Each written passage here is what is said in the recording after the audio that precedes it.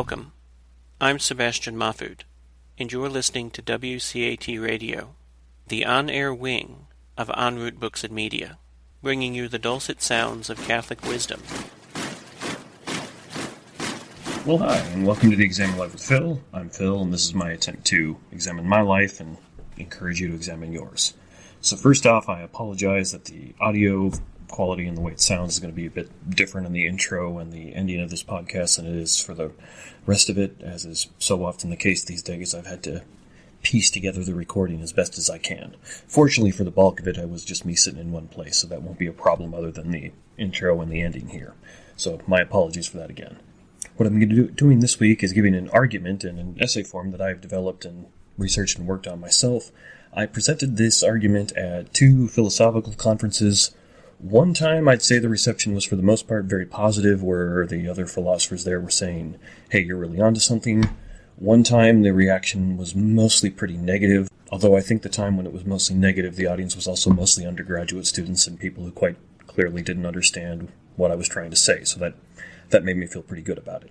So I'll just go ahead and get right into giving you my ontological argument against agnosticism. Okay, so I'll get into my essay here called An Ontological Argument Against Agnosticism. This is an original argument, as far as I know, that I developed and worked on while I was writing my thesis on the modal ontological argument. And if you're not familiar with some of these terms, I'm going to do my best to explain them as I go through this. I have talked about this before on the podcast quite a bit, but I've never actually done a whole episode on just this original argument that I came up with. And just because it's original, to me, doesn't necessarily mean it's good. It could be original and end up being very, very bad. I think the jury's kind of still out on that as to whether or not it's good or bad. I can see some good points and some bad points, and I'll just keep refining it, trying to find more places to present it, getting feedback, and hopefully making it better until the point where I realize, it's not going to get any better, I can't overcome these problems, or where I'm look at it and go, yeah, this totally works, and everybody who disagrees just doesn't know what they're talking about, which maybe it'll never get there, but that's the part of the fun of doing philosophy. So as is pretty much always the case when I do an essay for a podcast here, I'll try and read it in a bit more normal language, I'll make more asides, I'll explain more of the terms and things like that, just to make it easier for people to follow, understand what's going on here.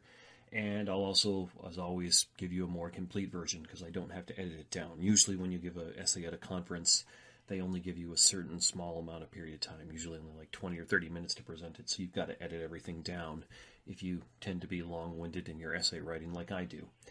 So I'll just jump right in here. So what I do here is I argue that the modal ontological argument, or MOA, establishes a principle that can be used to advance a similar yet different argument against agnosticism.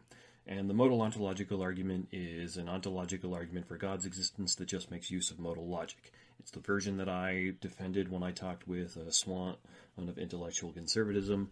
That was back on, I posted it as episode 65 of this podcast. There's actually a video up on Intellectual Conservatism's Facebook page and YouTube page of me talking to him about it, where I go through and explain that. And you can also find more information about that if you go way, way back in my catalog of podcasts, back to episode 22 and 23, where I had a good lengthy discussion with Ben Arbor on that.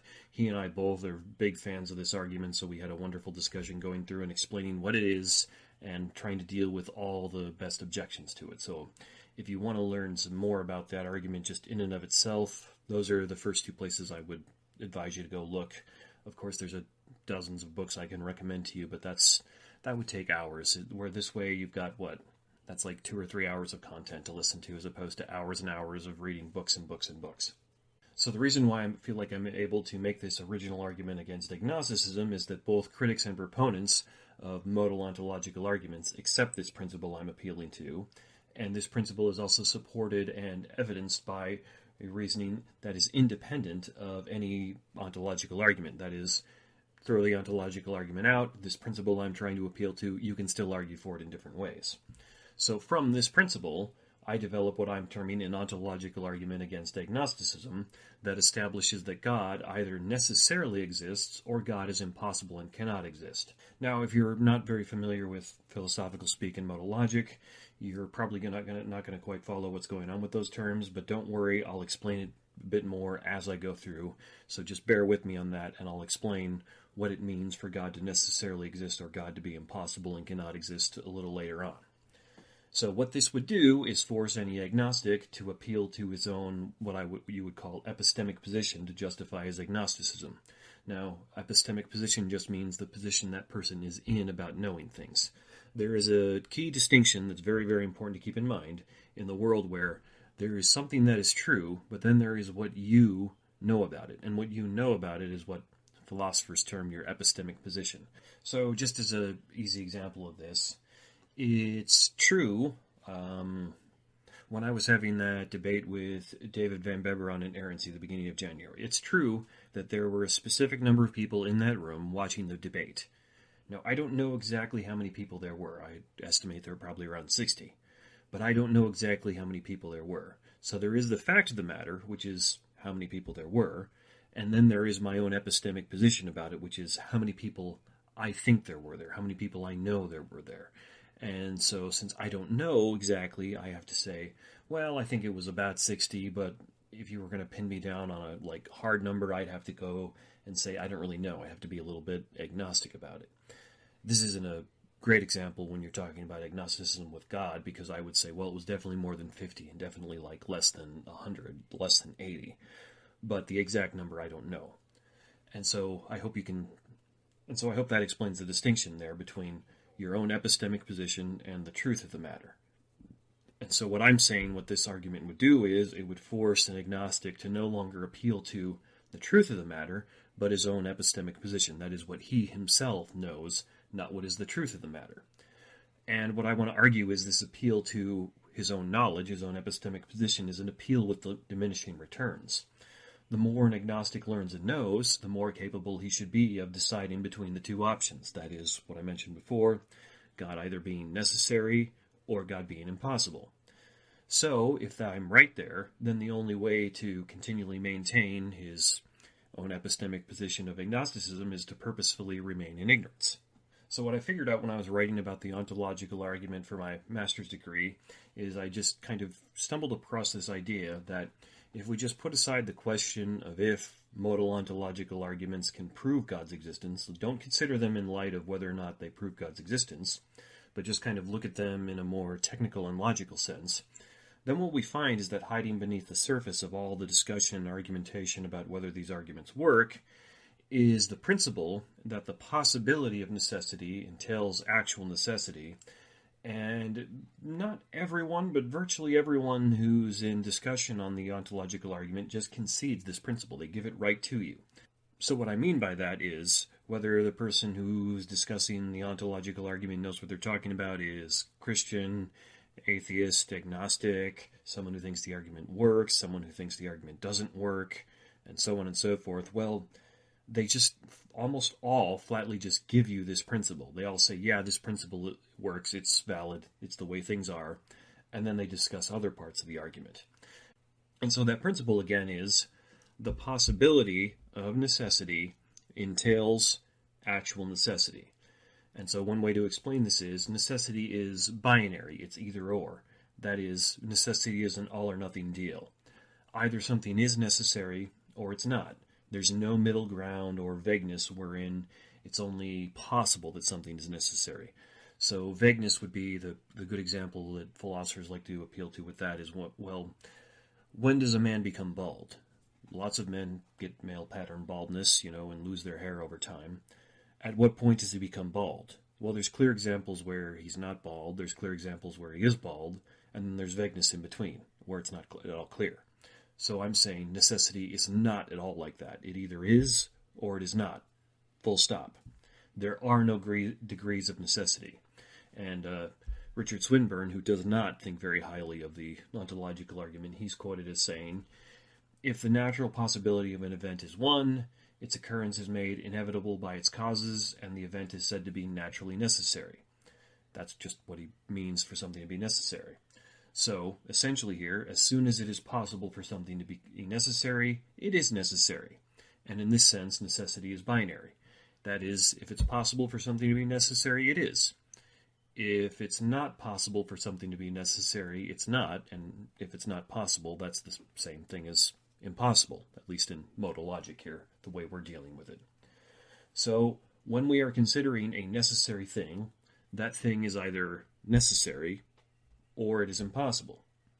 And this principle in modal logic is usually called the axiom S5, if you want to get more technical, but you don't have to do that to grasp and understand what's going on here. So with this principle, I construct the following argument. 1, it is either possible or impossible for God to exist. 2, if it is possible that God exists, then God must exist, per valid forms of this principle. The possibility of necessity entails actual necessity. 3, if it is impossible for God to exist, then God cannot exist, because impossible things, pretty much by definition, do not exist. 4, therefore, the only tenable positions with respect to God are theism, God exists, or strong atheism, God cannot exist. And here I'm making a distinction between, there are some atheists who would say, well, maybe God could exist, but I think the evidence is against that. They wouldn't rule out the possibility completely. And so for the purpose of this discussion here, I might want to call that like a normal or weak atheism, just because that's a good way to refer to it here. Whereas strong atheism is somebody who's the atheist who pounds their fist on the table and says, no, God cannot exist. It's impossible that he does. It's a stronger claim than the aim to say God cannot exist than to say, maybe, but no, I don't think so. And so I call this argument an ontological argument against agnosticism, or the OAAA. So it seems to me the first premise, premise 1, is very, very reasonable. That said, it is either possible or impossible for God to exist. Well, everything just naturally falls into this very separate and distinct categories of being possible or impossible. So it naturally seems to follow that God's existence is either possible or it's impossible. Now, premise 2 is nothing more than an application of the logic of that principle I articulated earlier, that the possibility of necessity entails actual necessity. Premise 3 should be, that's premise 3, which says, if it is impossible for God to exist, then God cannot exist. Well, that should be remarkably uncontroversial, as it's really just the case that impossible things do not exist. And premise 4 is simply just explaining the implications of the first 3 premises. So I think in this argument, 1 and 3 will be very, very uncontroversial. I'm unaware of even the potential of categories other than the possible and the impossible. That's one of the implications of modal logic. Everything's either possible or impossible. Likewise, I just don't see how any reasonable person could ever seriously doubt that an impossible thing does not exist. Now, reasonable people may disagree about what actually is impossible, but I don't see how they can doubt that what is impossible does not exist and remain reasonable. They're not doing things rationally anymore if they're saying, yeah, that's impossible, but it does exist. So all the weight of the OAAA, all the controversy, it seems to me, falls to premise 2. And I'll state that again. If it is possible that God exists, then God actually does exist. Now, this premise is really nothing more than just a summary of the logic of valid forms of modal ontological arguments. So, if those arguments are valid, and not sound, but valid, then premise 2 my argument is valid, and then the OAAA works. Now, there's a distinction here that where I don't really need for any modal ontological arguments to be sound for premise 2 to work. I only need them to be valid. And if you're not familiar with how argumentation works, an argument is sound when it's logically valid and its premises are true. An argument is only valid if it's logically valid. So all arguments that work are sound and valid, but you can have valid arguments that are not sound. So just a quick example to help make that distinction plain. If I were to make an argument like, all cats have fur, Matt is a cat, therefore Matt has fur. Well, that's valid, and it's sound, because the premises are true, and it's a logically valid argument. But I could make a valid but not sound argument that's where I say something like, all cats have tentacles with suckers on them. Matt has tentacles with suckers on them.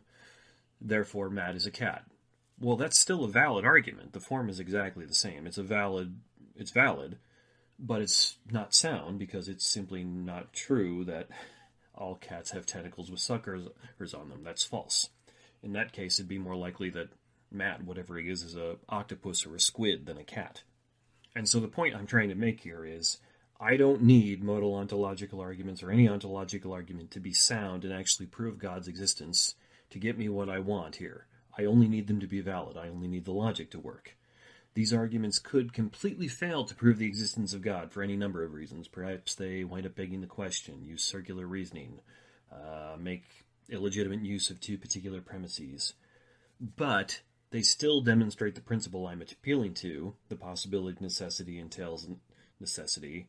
Therefore, they work. I only need them to be valid. So then the question we should look to here is, well, are these arguments valid? Or at least is there a version of one of them that's valid? Well, briefly speaking, yes, they are. Or at least you can make versions that are. You can always make a version of any argument that's invalid. The question is if you can make one that is valid. So to demonstrate this, let me give you just a brief outline of what's been called one of the most intriguing and puzzling arguments of all time. So as I've done before when I've talked about this, I'm going to use Plantinga's version of the modal ontological argument for the reason that modal versions are typically stronger than other versions of ontological arguments, and Plantinga's version is widely regarded as representative of these types of modal ontological arguments. Now, Robert Maydell did give one in the Blackwell Companion to Natural Theology that's very well regarded, but you're going to have a hard time following and understanding it if you're not very well versed in symbolic logic. Kurt Gödel, the mathematician, did find a type of ontological argument that was a modal version in his work after he died, and most people think that that's actually the strongest version that there is. But again, if you're not very well versed in symbolic logic and things like that, you're going to have a very hard time understanding it. So one of the nice things about Plantinga's one is, although it's difficult to grasp because you're dealing with something that's been called the most intriguing and puzzling argument of all time, you don't have to be a well-studied and researched scholar in symbolic logic and modal logic and many other things to at least get the point of what Plantinga is trying to do. A normal, intelligent person who can read and think about these things can follow the logic of Plantinga's argument, where I think you're probably going to struggle doing that with Maydell's version and Gödel's version. So Plantinga first gave his version of a modal ontological argument in the book The Nature of Necessity, but he didn't do it in a very concise way. It's put out in prose over several different pages instead of simple numbered premises, and it does make a better argument for reading through it, but it makes it very impractical if you're trying to cite it or work through it on a program like this. So here I'm going to do the simplified version he did in the book God, Freedom, and Evil. And so what he says there is a possible world in which maximal greatness is instantiated, meaning there's a possible world in which maximal greatness exists. Necessarily, a being is maximally great only if it has maximal excellence in every world. That is, something is as maximally great as it possibly could be, only if it has that property of maximal greatness, maximal excellence in every possible world. Because obviously, if there's a world where this thing isn't as great as it could be, then there's a way it could be better. So, necessarily, a being has maximal excellence in every world only if it has omniscience, omnipotence, and moral perfection in every world. So, if 29, that is, there is a possible world in which maximal greatness is instantiated, if that is true, then there is a possible world W such that if it had been actual, there would have existed a being that was omnipotent, omniscient, and morally perfect. This being furthermore would have had these qualities in every possible world.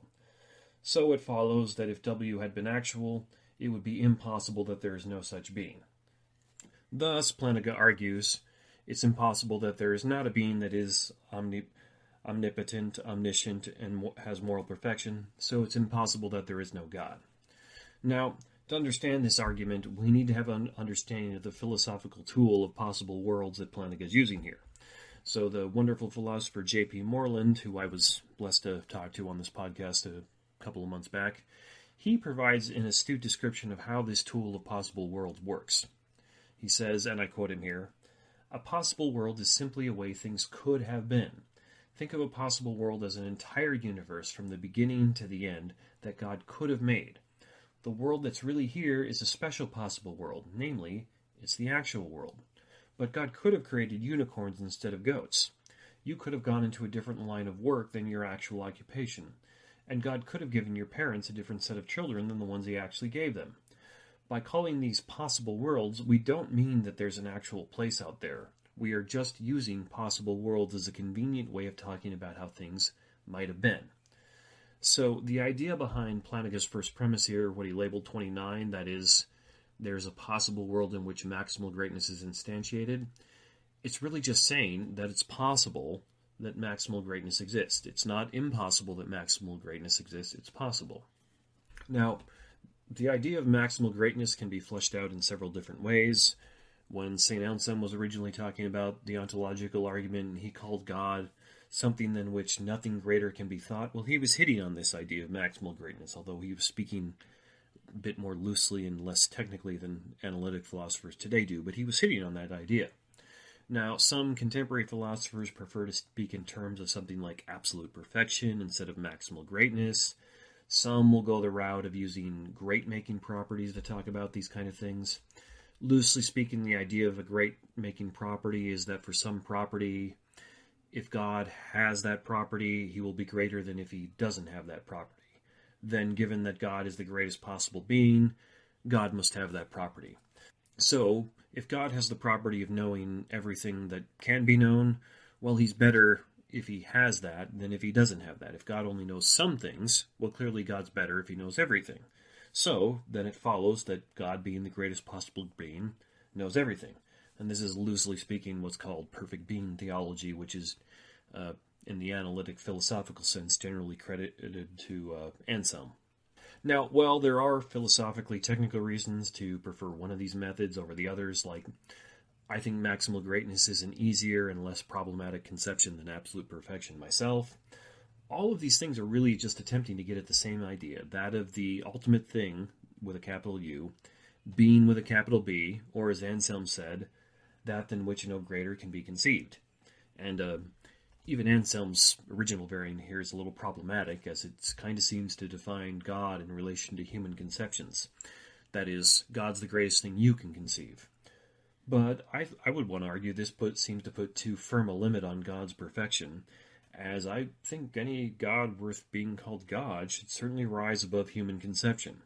Just because we cannot conceive of something greater does not mean that there is nothing greater. Human conception does not limit what actually is. Conversely, I think going with something like maximal greatness just avoids this problem entirely by attempting to appeal to what is actual as opposed to human conceptions, like Anselm did. So all of this to say, if there is a maximally great being, or what we might want to say, just conveniently label as MGB, that being is God. Hence, if Plantinga's premise number 29, it's possible that maximal greatness is instantiated, we can just reduce that to, for simplicity's sake, it's possible that God exists. Now, this in and of itself seems to be rather remarkably simple, easy, and unconvoluted. You're just saying, hey, isn't it possible that God exists? But when you're dealing with ontological arguments, this is actually a very complex and difficult statement. So going back to how the argument works, now that I've defined what possible worlds is, defined what a maximally great being is, well, if it's possible that a maximally great being exists, then it means that it exists in some possible world. But a being that only exists in one possible world will simply not be as great as one that exists in two possible worlds. And the second being would not be as great as one that exists in, say, three possible worlds, and so on and so forth.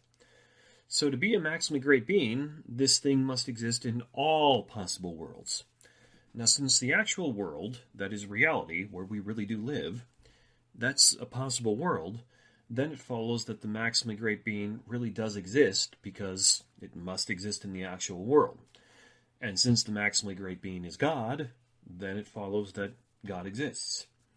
And that's the simple, easy way to understand the modal ontological argument. If you could follow all my reasoning there, then you now understand the basics of the modal ontological argument. Now, it can get much more complex and technical when you want to read all the philosophical literature on it and things like that, but really that's the basics of it. Now, at this point, many people who hear this argument, I'm sure, suspect they've somehow been tricked, because it seems like, well, where did this conclusion that God exists come from? As Bertrand Russell put it, the argument does not, to a modern mind, seem very convincing. But it is easier to feel convinced that it must be fallacious than it is to find out precisely where the fallacy lies. So naturally, what we should ask is, what, if anything, goes wrong? Where's the problem here? And this has proven to be a very, very difficult question to answer. Lots of people have proposed various different claims as to where this argument goes wrong, where the problem is. At first brush, many people who hear this will be probably convinced, well, there must be some error in logic here. There must be some reason why this is invalid. Despite his earlier claim, Russell actually thought this, and I quote him here, "It may be said quite decisively that as a result of analysis of the concept of existence, modern logic has proved this argument invalid." End quote.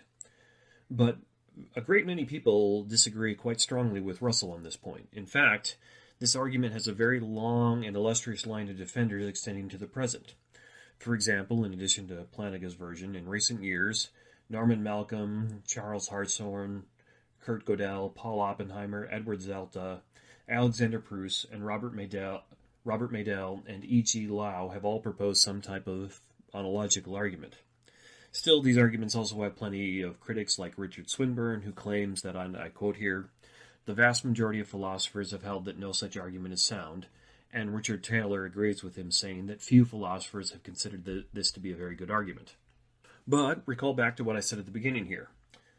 I don't need the modal ontological argument to be sound to get my argument, the argument against agnosticism, to work. I only need the argument to be valid. That is, all I need is for it to be logically valid. And the logic that's at work in modal ontological arguments can be explained quite apart from any ontological argument for God's existence. So this is one of the principles you can use when you're trying to work in argumentation and logic and trying to figure out, well, is this a logically valid argument or not? If you can find the same principles at work elsewhere and they're valid and good there, well, that's a pretty good sign that they're valid and good in whatever you're considering now. And so that's my point here is. So what I'm going to now do is demonstrate to you this principle, the possibility of necessity entails actual necessity, quite apart from anything related to ontological arguments. And if you've been kind of lost or a little confused as to what I was meaning by things like necessity and possibility and impossibility and all these various terms like that, well, this is where I'm going to explain it. So this is where you should pay the most attention. So to help explain this and to illustrate, in the most basic sense of necessity, what it means to be necessary, that is, what I can say is it's necessary that if there's a cake, then the cake's ingredients existed at some point prior to when that cake came into being, when it was mixed up and baked. And that's just what it means for it to come into being. There was some point where the cake wasn't there, now there's a point where the cake is here, and it's a necessary fact that at some point prior to when that cake was there, its ingredients were there. Now, what those specific ingredients are may vary, but we can say with certainty that if a cake exists at some point prior to its existence, its ingredients existed, because you can't have a cake without ingredients. If there are no ingredients, there is no cake. And so what this shows us is that the relation between a cake and its ingredients is a necessary relation, because it's impossible for a cake to exist without its ingredients. Now, I hope that's a simple and easy explanation for you to see. Here's a little bit more of a technical one. We can say that it's necessary that all physical things have what Aristotle referred to as magnitude. That is, it's impossible for a physical thing to exist without having magnitude or spatial extension. As Travis Dumsday explains, spatial extension is a necessary condition for the possession of spatial location, and anything lacking a spatial location is ipso facto non-physical. So, magnitude is necessary for a physical thing, ingredients are necessary for a cake, and so on. We could think of other examples, I'm sure. What we can say here is that these relations are necessary only because it is impossible that they be false, or that their negation is impossible. So it's impossible for a physical thing to not have magnitude, as then it simply would not be a physical thing. Or it's impossible to make a cake without ingredients, as then there simply would be no cake. Without the ingredients, there's nothing to make the cake with. Now, the important rules to keep in mind here is that if the negation of something is impossible, then that thing is necessary. And every proposition whose contradictory entails a contradiction likewise passes this test for absolute necessity. And that's a quote from Brian Leftow's excellent book, God and Necessity. That is, if it is impossible for a thing not to be, then we can say that that thing is necessary. Now, the two aspects of this rule, it is impossible that x not be, and the negation of x is impossible, are really kind of two ways of saying the same thing. The negation of x would be non-x, so the negation of a car is non-car, the negation of yes is no, so on and so forth. So the negation of a cake made with ingredients is the cake made without ingredients, i.e. something that's impossible. Saying it is impossible to make a cake without ingredients, or that it is impossible that x not be, it really amounts to saying the same thing. A cake with non-ingredients, without ingredients, is impossible. So these two rules for finding necessity, it's impossible that x not be, and the negation of x is impossible, they're equivalent. You can reduce them to each other. It's important to keep them both in mind because sometimes it's easier to see one than the other, but ultimately these two methods say the same thing. X is necessary if non-x is impossible. Now, I know that could be rather technical and mind-numbing if you're not well-versed in philosophy and modal logic. So, if that was the case, what I want you to keep in mind is the cake example, wherein it is impossible to have a cake without ingredients. Therefore, you have a necessary relationship there, that is, between a cake and the ingredients that existed prior to that. You're never going to get a cake without ingredients, and that's the necessary relation.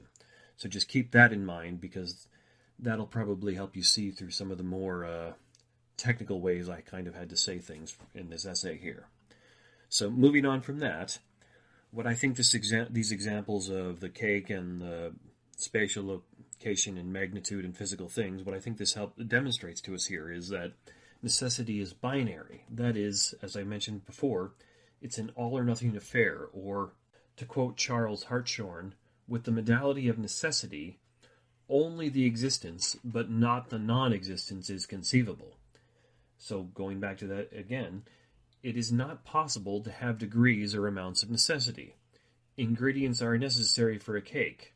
It's not possible to have degrees to which the cake has ingredients. And since this is just an example to help explain this here, it is possible to have more or less of a specific ingredient. One cake may have more sugar than another cake does here. The point here is that no cake has degrees of the category of all its ingredients. It either has ingredients or it does not.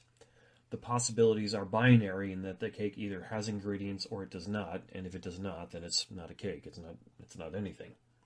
Likewise with the physical object. It either has magnitude or it does not. If a physical object lacks magnitude, then it's not a physical object. It's either doesn't exist or it's something else entirely. The point is, it is impossible to have degrees of magnitude. And so this is what I mean when I say that necessity is binary. It either is or it is not, and there is no middle ground, vagueness, or degrees therein. Necessity either is or it is not. It's one or two, it's yes or no, nothing else. Now, because this is important to understand too, what is possibility and impossibility? Well, broadly speaking, in order for something to be possible, that thing in question must be coherent. That is, it cannot be self-contradictory or self-refuting. So the idea of a married bachelor or a square circle, those are self-contradictory or self-refuting. So to be possible is the opposite of what it means to be impossible. As Brian Leftow said, contradictions just cannot be true, period. So, with the modality of impossibility, existence is not consistently conceivable. Now, these impossible things are not truly things in the sense that we typically would use the word thing, as their existence just violates the most basic laws of reasoning. So it would probably be more appropriate to refer to them as non-things. That is, a square circle and a married bachelor are non-things. These non-things are typically nothing more than a mashup of words that are allowed by the rules of grammar, but not allowed by the rules of existence. As Richard Swinburne has explained, all metaphysically impossible propositions are incoherent. We come to know that a proposition is logically impossible a priori, that is, merely by reflecting on what some sentence that expresses it means. So the rules of grammar allow us to speak and write about things like non-things like square circles, married bachelors, or the sound of one hand clapping. But really this is nothing more than a meaningless combination of words. Clapping, by definition, requires two or even more hands, so it's impossible for one hand to clap, and thus there is no sound of one hand clapping, and thus it's not logically possible that this term apply to anything at all. Now, whereas an impossible thing cannot exist, a possible thing may, but may not, exist. So if a notion, idea, or thing is coherent, then, broadly speaking, it's possible. Again, as Swinburne has explained, any sentence that does not entail a logically impossible sentence and so does not entail any contradiction is a logically possible sentence and so expresses a logically possible proposition, which is a fancy way of saying if it doesn't contradict itself, it's possible. So, what naturally follows here is that there are a whole lot of possible things that do not exist, because we can conceive of an immense number of possible things that simply don't exist. As Hartshorne explains, with the modality termed contingency, or possibility, existence and non-existence are equally conceivable. There are also possibilities that describe things that are impossible in the sense that we simply cannot do them. There's actually a couple different senses in which we use the word possible. Plantinga explains this by claiming that there are states of affairs, or that is, possibilities, that do not obtain and are not actual. And this is what he means by causal or natural necessity. Here he gives the example of Voltaire swimming across the Atlantic Ocean. These things are impossible for us, but not in the broadly logical sense. That is, it's not incoherent or nonsensical or self-refuting that Voltaire swam across the Atlantic. But it is impossible in the sense that it's something which human beings just don't seem capable of doing. It's not the kind of thing that we're going to look at and go, yeah, sure, that could happen, even though there's nothing about it that seems like it's incoherent or, strictly speaking, logically impossible. And here, if you're diving into these arguments, you're going to see people using possibility in several different senses, distinguishing between them, and so on and so forth. But that's not really necessary for what I'm trying to do here.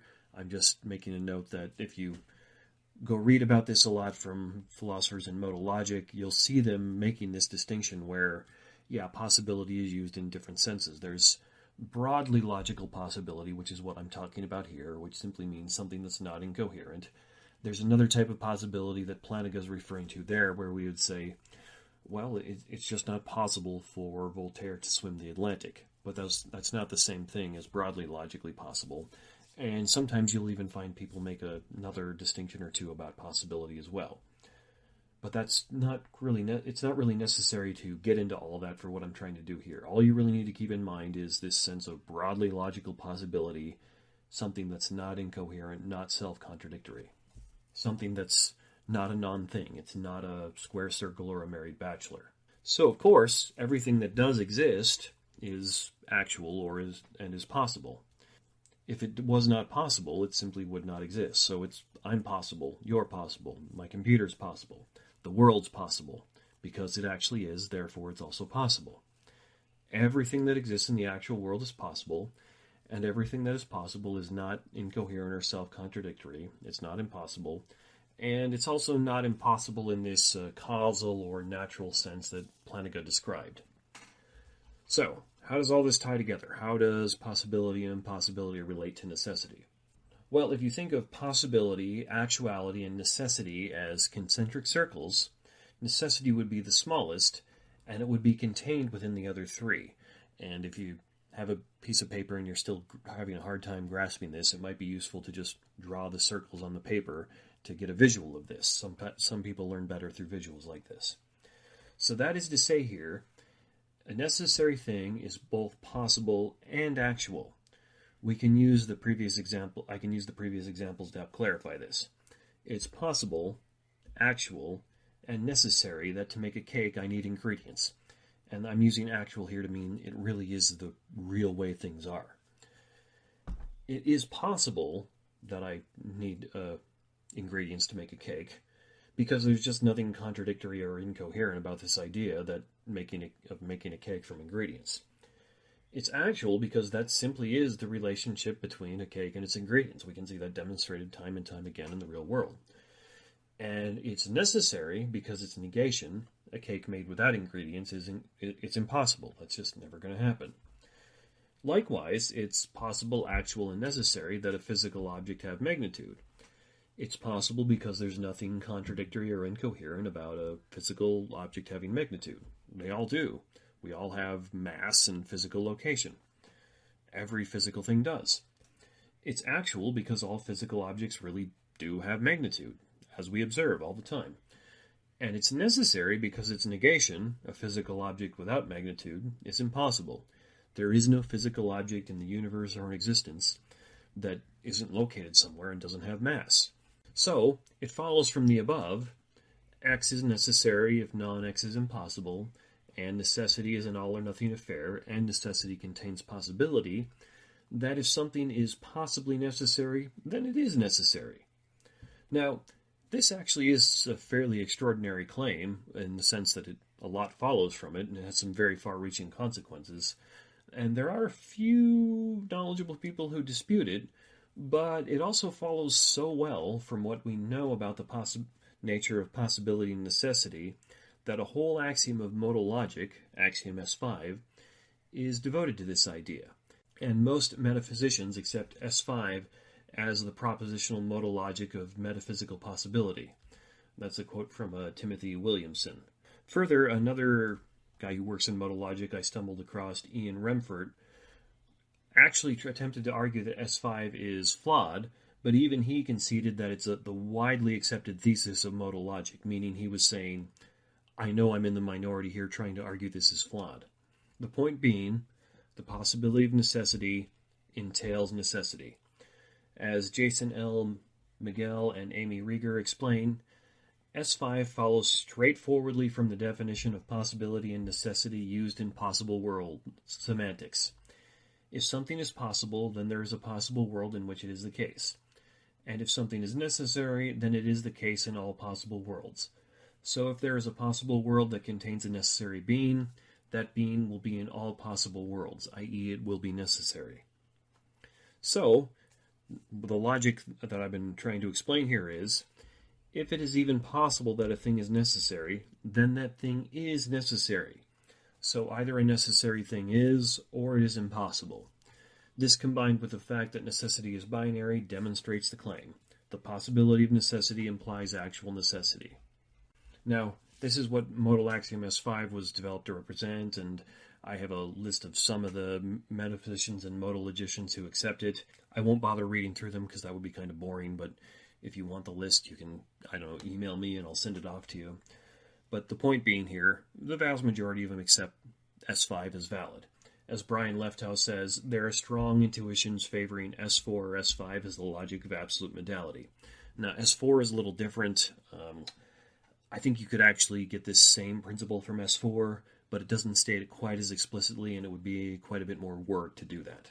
So going all the way back to my argument, way back to premise 2, if it is possible that God exists, then God must exist.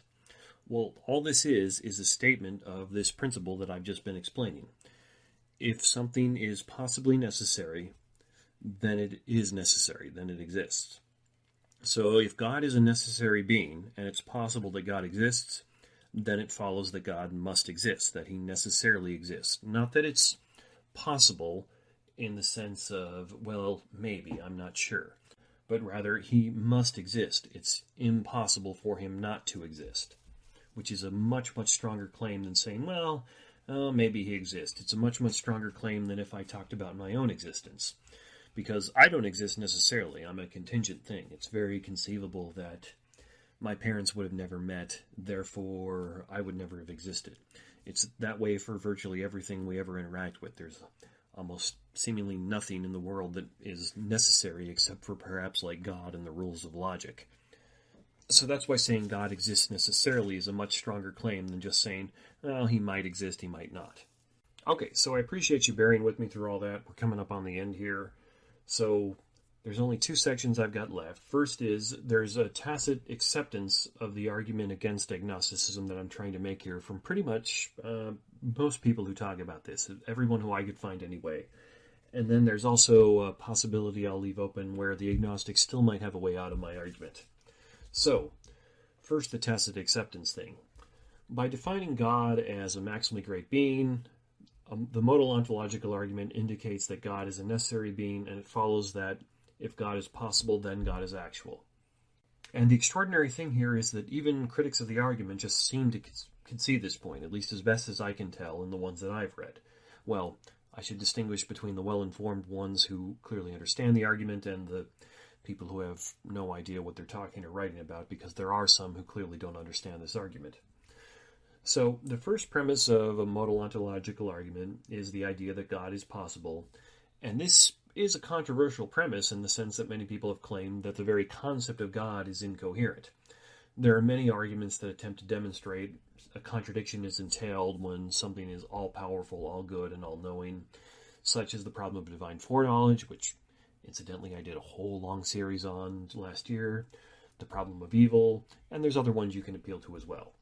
The point is all these atheistic or anti-theist arguments, they all attempt to demonstrate that God, a maximally great being, is impossible, that there is something about the way we define and think of God that is incoherent, that God is like the square circle or the married bachelor. But all these arguments against the concept of God, all these objections to the idea of God being possible, what they attempt to do is show that God is impossible. So somebody who's making an objection to premise 2, that God is possible, well, it will necessarily follow, assuming that this objection works, that God is impossible. If you're going to claim God's not possible, then you're claiming he's impossible, which seems pretty reasonable, right? So an argument like this, the way it might work per the problem of evil, is that a God who is both omnipotent and omnibenevolent is just not possible because there is evil in the world, and therefore it follows that God is impossible. Hence, to deny the possibility of God is to claim that God is impossible. But this is a tacit admission of the validity at work here, because what I'm claiming is it only leaves you two options. God's necessary and must exist, or God is impossible. And all these objections, all these arguments that are coming against it are just flat out giving me that, saying, yeah, but God is impossible. He doesn't necessarily exist. He's impossible. And that's my point here, is the people who understand these things line up on either side, and all the objections will just flat out give me the logic I'm using here and say, yeah, God is impossible. You're right about the logic, but he's impossible. Or take, for example, a Christian theist critic of ontological arguments, Richard Swinburne. He denies that God is necessary, saying that it is not logically possible that it is metaphysically necessary that God exists, which comes across as kind of a mouthful if you're not used to this type of speaking and reasoning. But the point is, he flat out admits, yeah, God, a necessary being, that's impossible. Now, the wrinkle here is that Richard Swinburne is in no meaningful sense an atheist, much less a strong one. He has publicly professed to be a Christian and argued extensively and rigorously for God's existence in many books, one of which I have, and I actually met him at a conference one time and got him to sign the book, which I thought was really cool. But my point here is, as a critic of ontological arguments, somebody who falls, so to speak, on the other side despite being a Christian theist, by denying God's metaphysical necessity, Swinburne is tacitly admitting the validity of the logic at work in modal ontological arguments, and thus the logic that I need for my argument against agnosticism. I argue that what this OAAA, the ontological argument against agnosticism, forces us to do is conclude that a necessary God either exists or is impossible.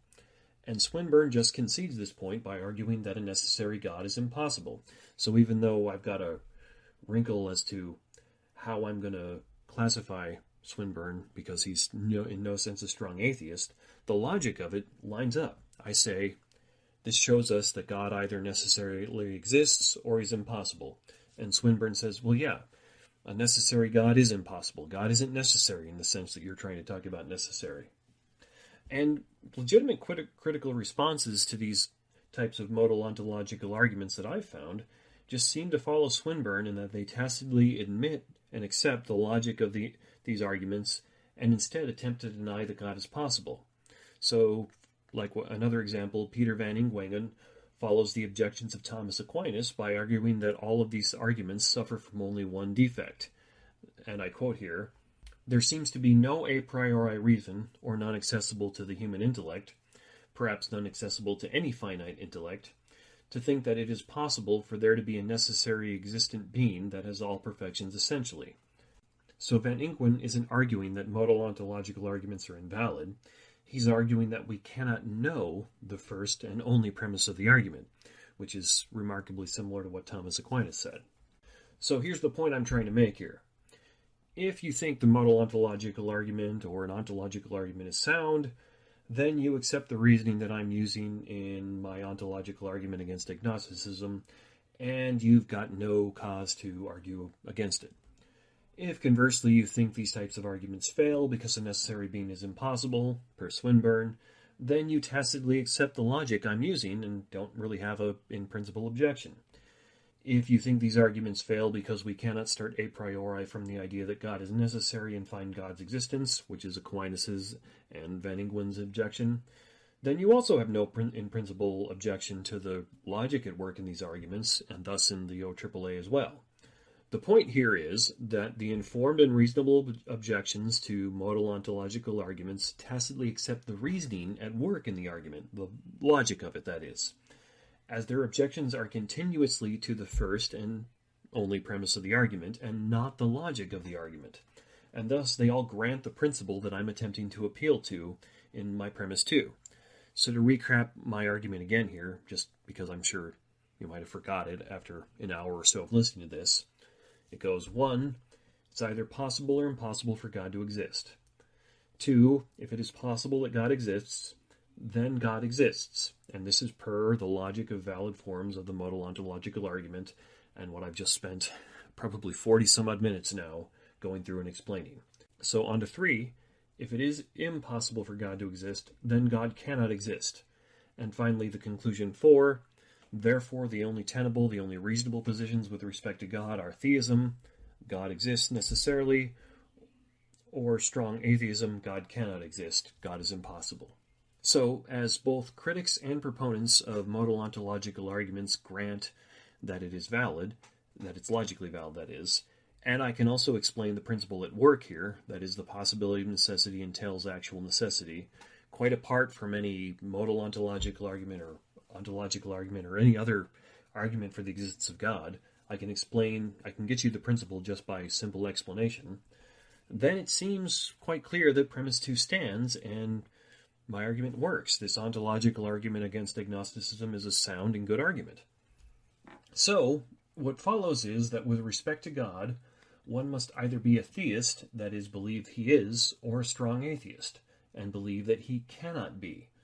One cannot coherently be an agnostic or a weak atheist with respect to God. What the OAAA does is make it unreasonable to say of God, well, maybe he exists and maybe he doesn't. He must exist or he must not exist. Now this is actually remarkably close to what Charles Hartshorne claimed when he advanced his own type of modal ontological argument. Hartshorne claimed that there are 3 things: the impossible, the possible and actual, or just the actual. He then argued that the ontological argument holds that with the idea of God, only 2 of these 3 categories need to be considered, since one of the 3 is meaningless. If, the argument holds, there exists no God, then there also can be no possibility of the existence of God. The concept is nonsense, like that of a round square. However, unlike me, Hartshorne didn't actually stop there. He went on to argue that this argument does prove the existence of God. Now, as with Hartshorne, what I found when I was reading up in the literature on ontological arguments, I found very, very often that a proponent or critic of the argument would come very, very close to making a type of argument against agnosticism like I'm attempting to do, but then they either stop just short of doing that, or they go a bit further by arguing that this argument, that ontological arguments do prove the existence of God. So what I found when I started reading the literature on ontological arguments and modal ontological arguments with a kind of an eye toward an argument against agnosticism is I found there were little bits that pointed in that direction like everywhere, but everybody didn't quite come right out and say it like I'm trying to. So here's the last section of this, which is after I've done all this work, explained all this highly technical philosophy, and given you all the reasons why I think my ontological argument against agnosticism is sound and works, well, there still might be a way out for the agnostic. So, here's the way out that they might be able to take. He might still have a way out if he draws a distinction between metaphysical certainty and epistemic certainty. William Lane Craig has given a useful explanation of this distinction. He said, and I quote him here, "It is crucial that we keep clear on the distinction between metaphysical and merely epistemic possibility. If God is conceived as a maximally great being, then his existence is either necessary or impossible, regardless of our epistemic uncertainty." And so remember way back at the beginning of the podcast when I talked about the distinction between the truth of the matter and then what you know about it, your epistemic position. That's what Craig is talking about there. And that's the appeal that an agnostic still might be able to make. So this fictitious agnostic we're talking about here, he might be able to just accept my argument as sound and still maintain his agnosticism by claiming that he is epistemically uncertain about which option is true. That is, he'll say, yeah, I can see how you've proven to me that God either necessarily exists or he's impossible, but I don't know which one to go with.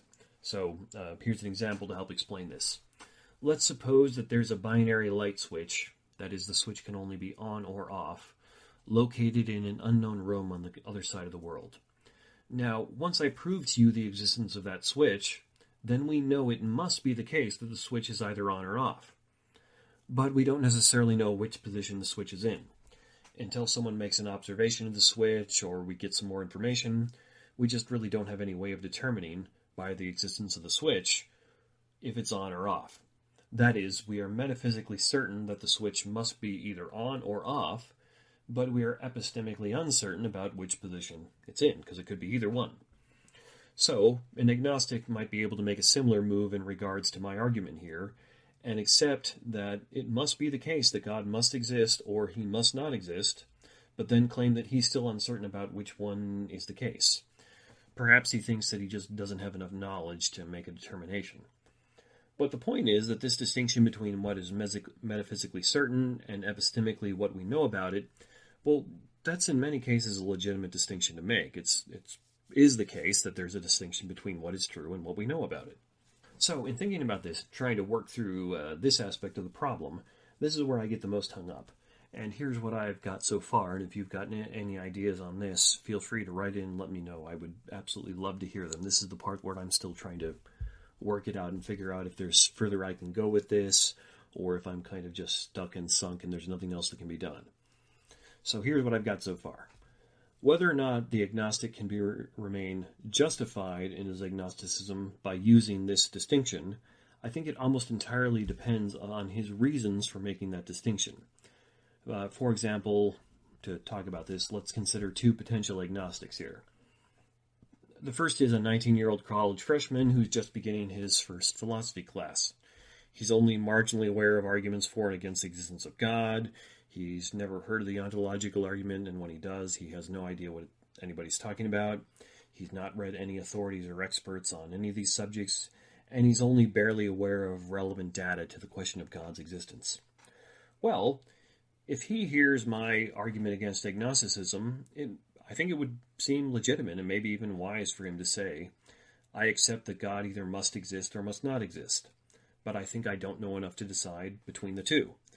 Recognizing the limits of his own knowledge and limiting his claims and decisions to what that knowledge justifies, well, that seems like a reasonable and pretty good thing.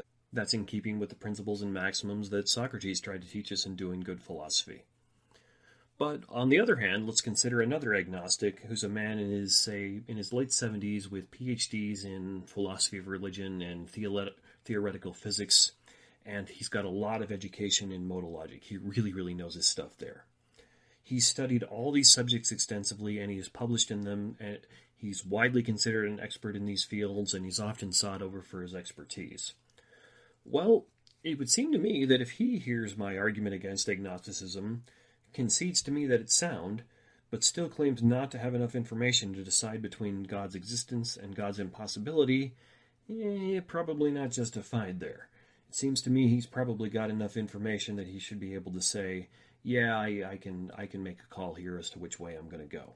So the point here is, and this is what I'm trying to find a way around or find a way to work through, this OAAA argument may not completely eliminate the possibility of agnosticism, but it will certainly require an agnostic to keep appealing to his own ignorance. The more he learns, the less agnostic he should be. At least that's the way it seems to me.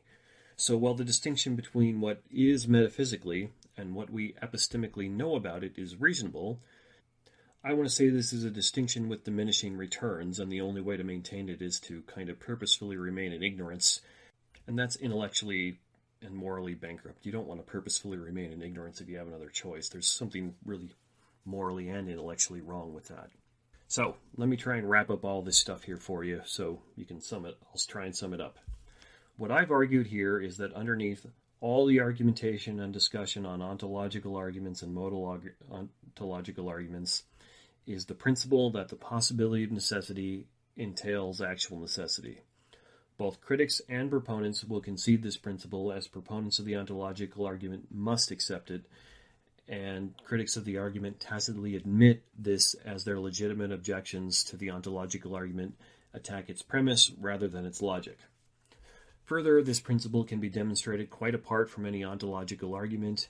Modal axiom S5 was developed to represent this principle, and the general consensus among metaphysicians and modal logicians is that S5 is valid. As a countervoice, Jerome Schaeffer has argued that most philosophers have agreed with Hume and Kant that the ontological argument is invalid.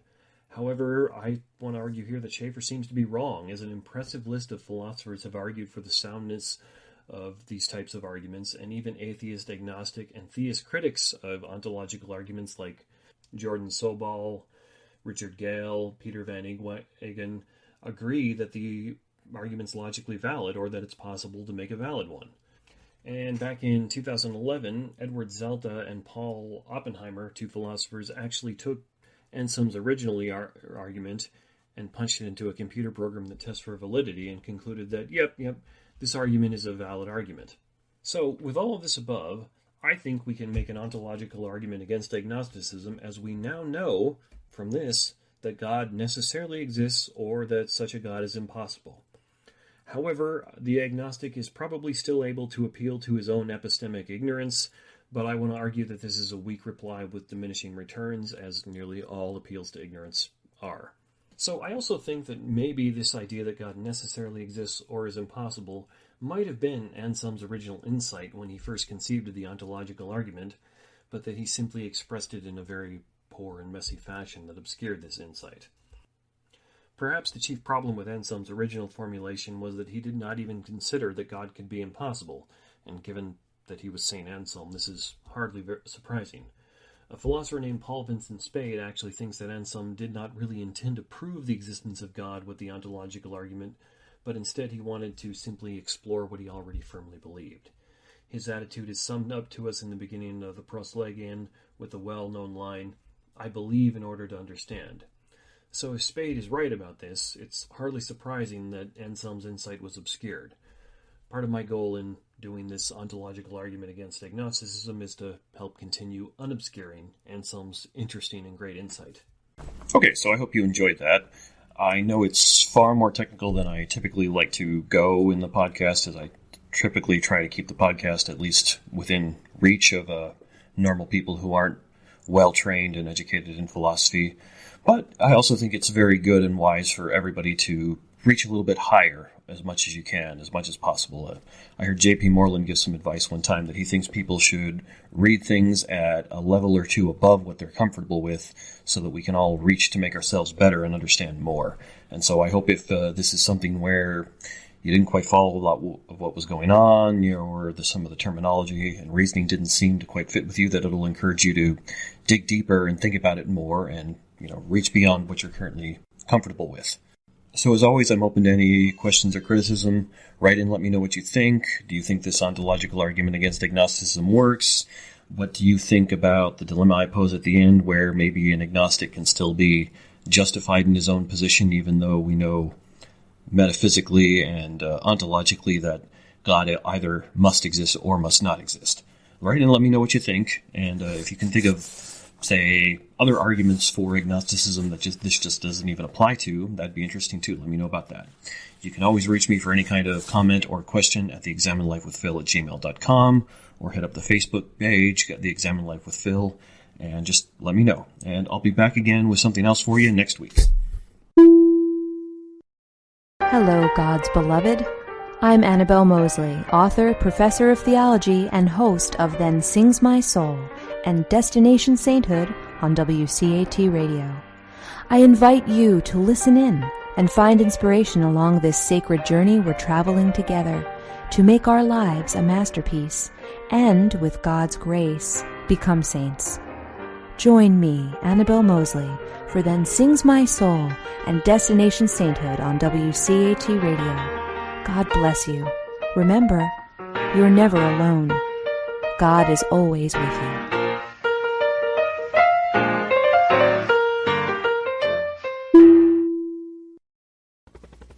We hope you enjoyed the program and will join us back for another show on WCAT Radio. This is Sebastian Mahfood. Good day.